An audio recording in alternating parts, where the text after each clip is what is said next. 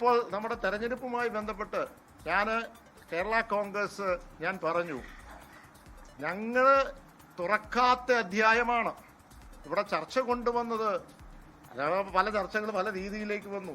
പക്ഷെ അതിന് ഉത്തരവും ഞാൻ പറഞ്ഞു. അതിനകത്ത് കേരള കോൺഗ്രസ് എങ്ങനെയാണ് ഇങ്ങോട്ട് വന്നത്?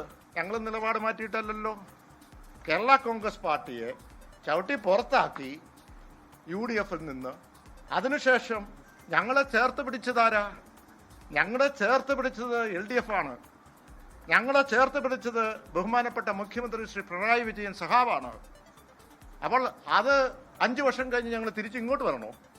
അങ്ങനെ ഒരു രാഷ്ട്രീയ പ്രസ്ഥാനം ഓരോ 5 വർഷം അങ്ങോട്ടും ഇങ്ങോട്ടും പോകുമോ? ആ നിലപാടിൽ തന്നെയാണ്, ഉറച്ചാണ്.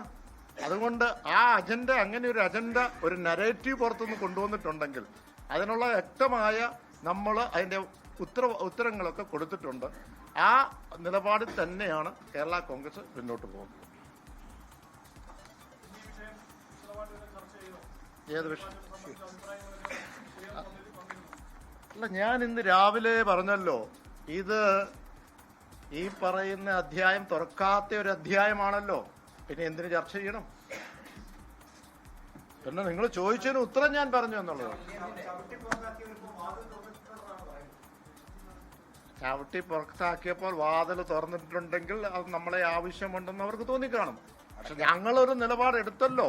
ആ നിലപാട് ഞാൻ കേരള കോൺഗ്രസ് പാർട്ടിയെ ചേർത്ത് പിടിച്ചത് CPM ആണ്, ഇടതുപക്ഷമാണ്. അത് ബഹുമാനായ മുഖ്യമന്ത്രി ശ്രീ പിണറായി വിജയനാണ്. അത് എവിടെ പറയുന്നതിനും ഞങ്ങൾക്ക് ഒരു വിഷമവും ഇല്ല. അതിനകത്ത് ചേർത്ത് പിടിച്ച് തന്നെ ഞങ്ങൾ മുന്നോട്ട് പോകും.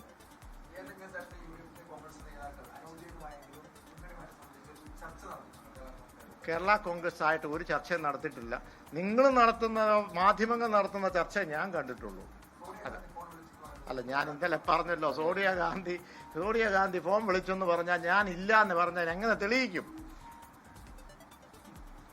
നിങ്ങൾ പറയുന്നു ഉണ്ടെന്ന്, ഞാൻ പറയുന്നു ഇല്ലെന്ന്. ഞാൻ ഇല്ല എന്ന് എങ്ങനെ തെളിയിക്കും?